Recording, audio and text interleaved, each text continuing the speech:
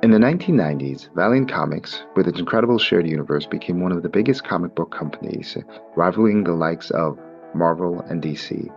It was known for its characters like Ninjak, Bloodshot, Turok, and the unstoppable Exo Man-O-War. But before them, there was another Valiant universe, the Nintendo universe. Called the Nintendo Comic System, it was a limited comic book imprint that ran from 1990 to 1991 as part of a licensing deal with Nintendo. The series featured stories based on popular Nintendo video game franchises and their accompanying animated series. They included an anthology book, Captain Nintendo, Super Mario Bros., Punch-Out!, Metroid. There was even a Game Boy book, and then finally the best series of them all, The Legend of Zelda. So let's dive into them and find out what they were all about. So if we would look at this, starting with Super Mario Brothers, this was a really fun book. It was kind of like a mix between a Sunday comic strip and a traditional comic book. There was a lot of jokes. There was a lot of silliness. It was kind of like an all-around series of hijinks and adventures of Mario, Luigi, and some of the other Super Mario Brothers cast. Mostly a collection of various stories, sometimes about Mario butting heads with King Koopa and his forces. Sometimes it would be about, well, plumbing.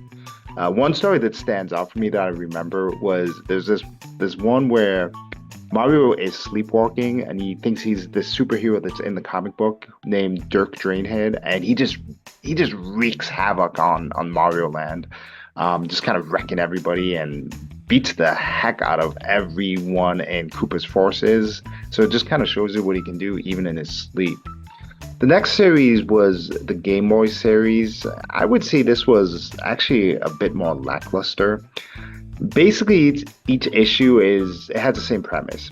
A bunch of characters jump out of the video game and they escape into the real world. And sometimes they might do something like bring justice to a bad guy, but a lot of times they're just kind of a nuisance. And at the end of each issue, they end up returning to the video game. These issues were very wordy, lots and lots of dialogue, and they weren't really that funny. So they couldn't hold your attention that well. So in a way, it actually felt like a chore just to read through these issues. The next series we had was Captain Nintendo or Captain N. You might recall that there was actually a cartoon of the same name. This is actually based off of this cartoon. And the premise is, well, there's a guy who's so good at Nintendo that the residents of Video Game Land decide to suck him into the game itself to help fight against this kind of crazy villain named Mother Brain, which is literally a floating brain in a huge jar. He shot the Nintendo Duck Hunt gun, if you guys ever played that game, and then he actually had a controller in his belt. His companions were Cupid. There was a kind of scantily clad princess, and then he had a trusty dog. In my opinion, is actually the best part of the comic. It's a silly read, but it's okay. It's not bad. Metroid's also featured in this book. I believe she also had a standalone comic that was just one issue, but it wasn't popular enough to get an ongoing series. Next, we have Punch Out. So, Punch Out was centered around a boxer named Little Mac and his trainer. What I really remember is there was one particular story about this monstrous Japanese boxer that he's about to fight. He's scared of him, but then he finds out that the fighter is really just fighting to get prize money so he could help his village build a school. So he's a little hesitant and he feels guilty fighting him and actually beating him. Later on, a bunch of Japanese boxing fans show up on motorcycles and they're about to attack, and it looks like they're about to murder Little Mac and his trainer, only to be turned back by the Japanese fighter himself. So finally, we come to what is the best of the Nintendo comic book world, and that's The Legend of Zelda. Zelda is legitimately a well-written book. Featuring the main characters of Link and Princess Zelda, what they do is they basically protect Hyrule against this antagonist named Ganon, who's written as sort of this evil Emperor Palpatine-like antagonist. And through a series of one-shot stories, you kind of get immersed into the world of Zelda. Because what's really going on is these heroes, they're trying to protect the triads of wisdom and courage from Ganon. Ganon himself holds what we call the Triad of Power. It's really a fun adventure book. It takes the world seriously, and the stories were definitely a bit more mature than the rest of the Nintendo comics, although they were still very appropriate for kids. I will say this, there is one particular story that I read as a kid that really kind of struck me, and essentially in it, Link, he gains the he gets the power triad, and he actually starts to turn evil.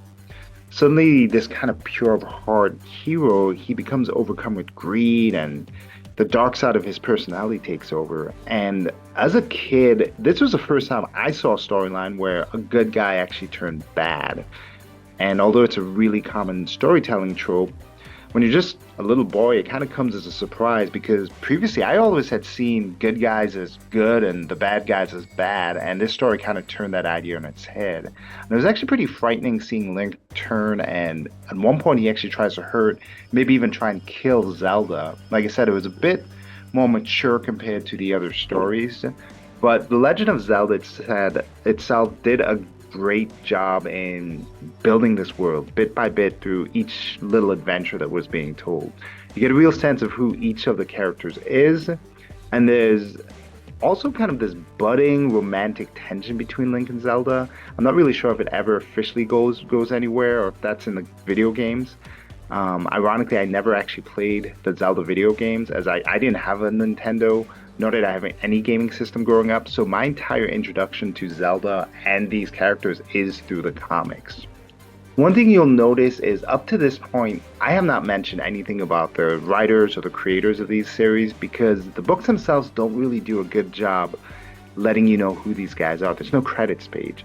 Instead, randomly you'll find somewhere in the book a small caption on the side of some panel where the book will kind of tell you who those creators are. However, as you see here, there's no indication of who's the writer, who's the illustrator, who's the editor, who's the letterer.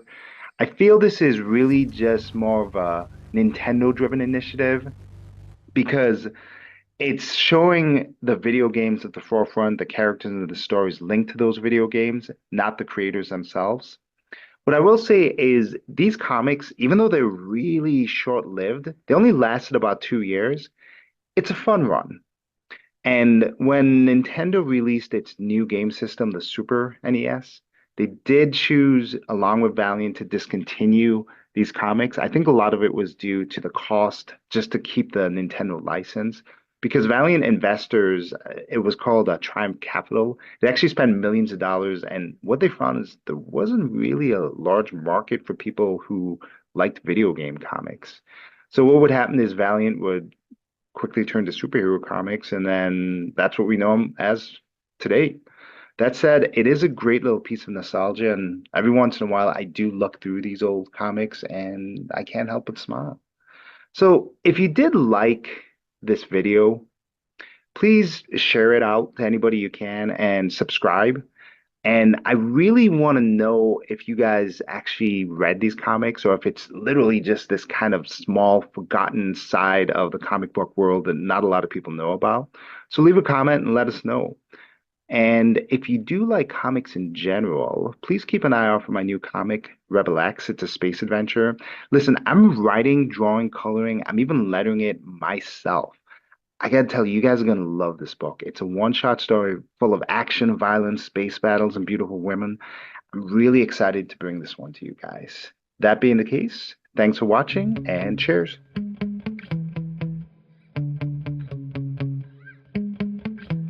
Yeah. Sometimes I get so mad, there's no control in me. My